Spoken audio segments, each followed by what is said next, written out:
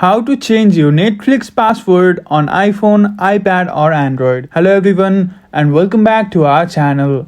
In today's video, I'll show you how to change your Netflix password using your iPhone, iPad or Android device. It's quick and easy, so let's dive right into it. First, open the Netflix app or go to netflix.com website on your device and tap your profile icon in the top right corner. Scroll down and select Account. On the account page, tap Change Password under the Membership and Billing section.